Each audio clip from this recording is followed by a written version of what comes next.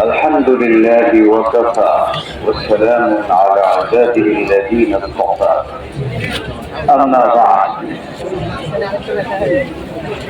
فأعوذ بالله من الشيطان الرجيم بسم الله الرحمن الرحيم واصبر لحكم ربك ولا تطع منهم آثما أو كفورا صدق الله العظيم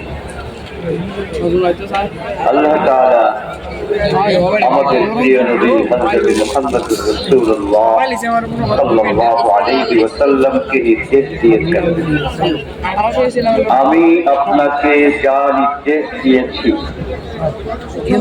এই নির্দেশের উপর আপনি অচল অবিচল থাকবেন।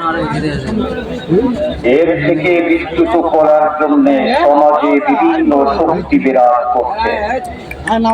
যারা আমার নির্দেশ থেকে আপনাকে বিচ্যুত করবার চেষ্টা করবে তাদের পরিচয় আমি বলে দিচ্ছি। তারা হয় সমাজের পাপিষ্ঠ শ্রেণী অথবা অবিশ্বাসী বেঈমান শ্রেণী। অতএব যারা মুসলিম তাদের কোরআনের নির্দেশের বাইরে কারো কথায় নিজেকে বিপদগামী করার কোন সুযোগ নেই। আমাদের প্রিয় নবী মুহাম্মদুর রাসূলুল্লাহ সাল্লাল্লাহু আলাইহি ওয়াসাল্লাম এই হুকুমের উপর অটল থেকেছেন।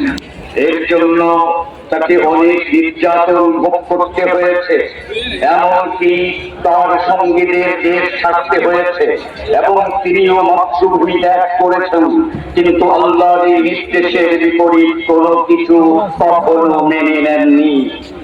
এরপর আল্লাহ পাক বিজয় দান করেছেন, গোটা আরবের বিজয়, অর্ধ জাহানের বিজয়।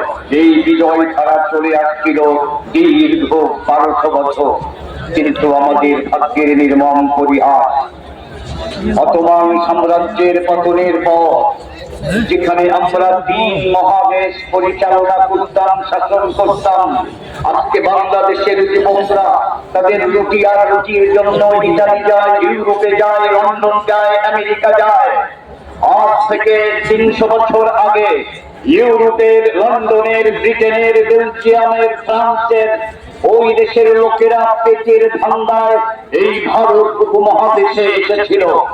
এই ভারত উপমহাদেশ 800 বছর আমরা শাসন করেছি এবং তখন সারা পৃথিবীতে এই ভারত ছিল সবচেয়ে ধনী দেশ, সবচেয়ে সমৃদ্ধ দেশ। তাই রুজির আশায় ওরা এখানে এসেছিল। ওরা চলে গেছে, ওলামায়ে কিরামের আন্দোলনের পর চলে গেছে, দেশ স্বাধীন হয়েছে। আগে এই ব্রিটিশ এই দেশ দখল করে আমাদের সকল সম্পদ লন্ডনে পাচার করত, কিন্তু এমন নেতৃত্বের হাতে আমাদের এই দেশ ছেড়ে গেছে, যারাই ক্ষমতায় আছে দেশের সমস্ত সম্পদ চুরি করে